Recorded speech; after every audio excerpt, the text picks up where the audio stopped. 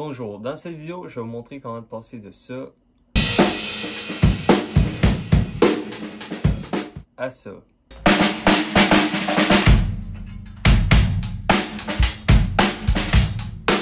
Alors, en gros, mon but, c'était de tester l'efficacité du micro qu'il y a dans un iPhone. Dans ce cas-ci, c'est l'iPhone 11.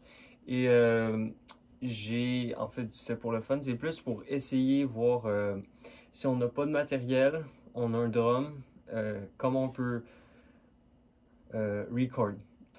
En général, ce qui peut changer l'impact du son, ça va être la qualité du drum. Ça, c'est un peu pas obvious, mais c'est quand même la qualité du drum, c'est assez important. Puis aussi l'accordage. L'accordage, ça va être très important aussi.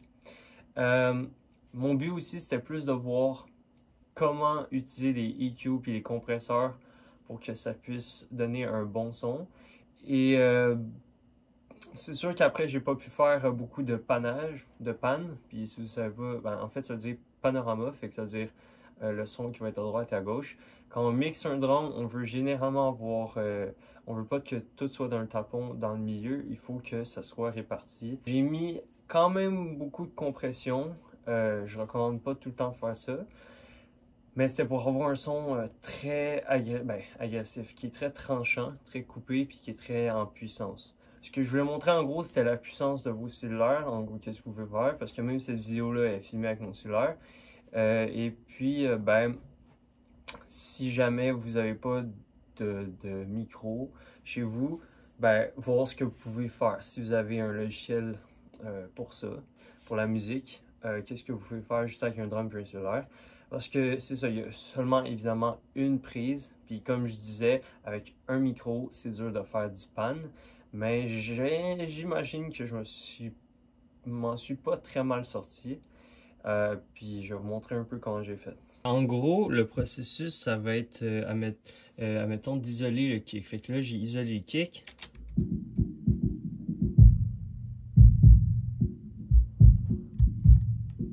Pour ça, j'ai pris un compresseur, mais avant ça, le compresseur, il faut prendre un EQ. J'ai retiré tout ce qui est en haut, dans les fréquences hautes. Et ensuite, j'ai mis un compresseur pour le bass drum. Ensuite, snare, c'est un peu la même. En fait, là, c'est plus les hi-hat, là, c'est rendu les hautes, le hi-hat et le snare. La chaîne, en fait, du snare, vous allez entendre. Ouais.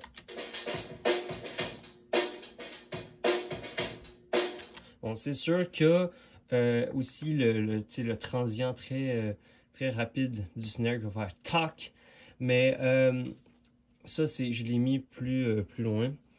En gros, là, j'ai rajouté des aigus, comme ça, on entend plus les chaînes et plus la hi-hat. Ensuite, pour le snare, là, j'ai vraiment pris le son plus dans les mid-low.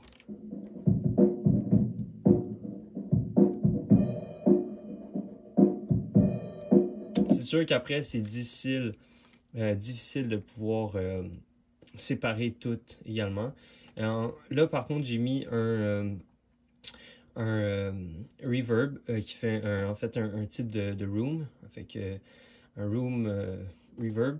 J'ai mis encore un compresseur pour snare et j'ai coupé quelques fréquences et augmenté quelques fréquences. Ça, c'est plus dans les mid-low, low-mid. Ensuite, une partie qui c'est juste les hautes. Bon, ça c'est moins intéressant. Puis après, le dernier, c'est vraiment le son de base que j'ai reçu du cellulaire. Mais ce que j'ai fait, j'ai beaucoup baissé. J'ai dupliqué, j'ai mis sur le pan. En fait, je vais vous montrer ici le pan. Non, le pan ici. Sur le pan, j'ai mis complètement à droite puis complètement à gauche. Chacun. Comme ça, ça va pouvoir donner. Moi, l'effet que je vais donner, c'était les overhead, les micros overhead.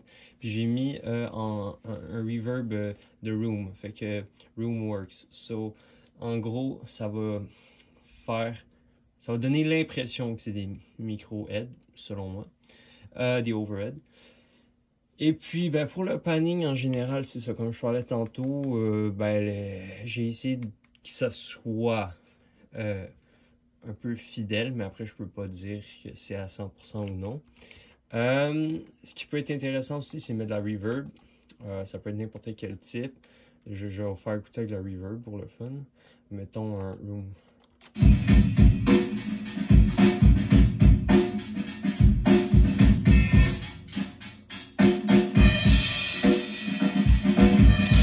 Un autre type de reverb qui peut être le fun.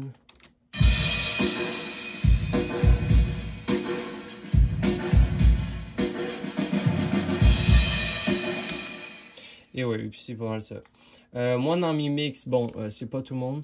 Moi, j'aime ça avoir un kick qui est vraiment, en fait, un bass drum qui est assez puissant, qui est assez haut. Ça se peut qu'il prenne beaucoup de place. Fait que c'est sûr que dans les faders, on peut voir qu'il est quand même haut dans son niveau. En plus du compresseur qui le ramène très haut.